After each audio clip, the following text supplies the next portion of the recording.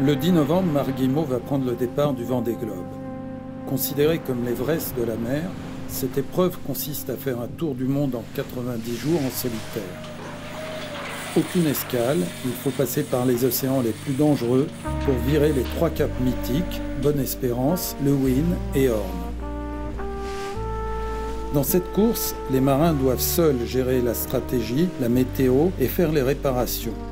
Toute assistance est synonyme de disqualification. C'est la 2e fois que Marc Guillemot participe au Vendée Globe. Lors de la dernière édition, en 2009, il est arrivé 3e au Sables-d'Olonne.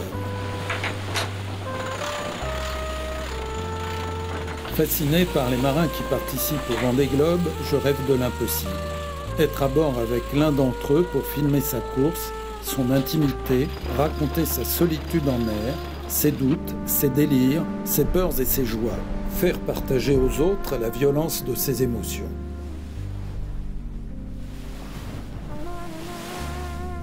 Parce que nous sommes amis, parce que c'est sans doute son dernier tour du monde en solitaire, parce qu'il est généreux, qu'il aime faire partager ses expériences, c'est avec Marc Guillemot que je vais concrétiser ce rêve.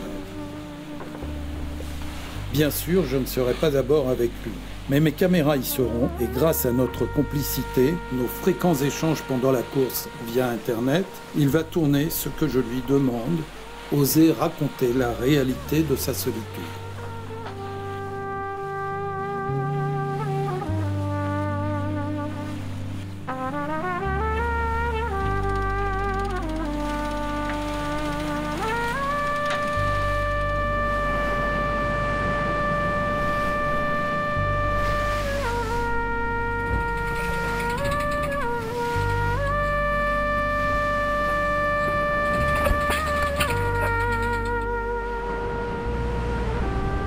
Et lorsqu'un jour de février il arrivera, peut-être en vainqueur au Sables-d'Olonne, il me remettra les images de son périple grâce auxquelles je vais pouvoir mettre en forme l'histoire inédite du Vendée Globe de Marc Guillemot.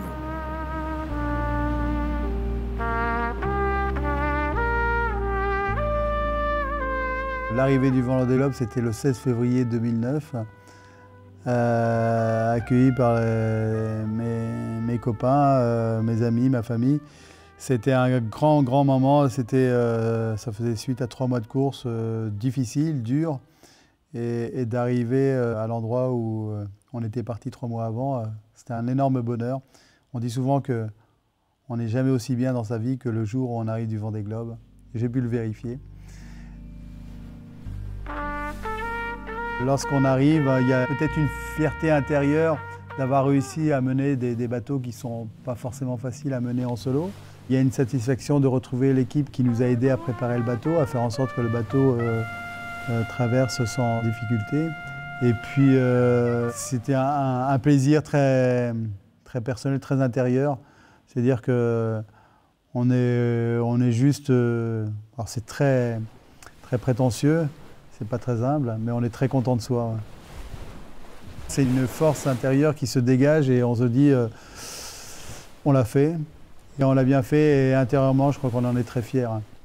Et c'est vrai que ça donne beaucoup plus de force après pour accomplir des choses.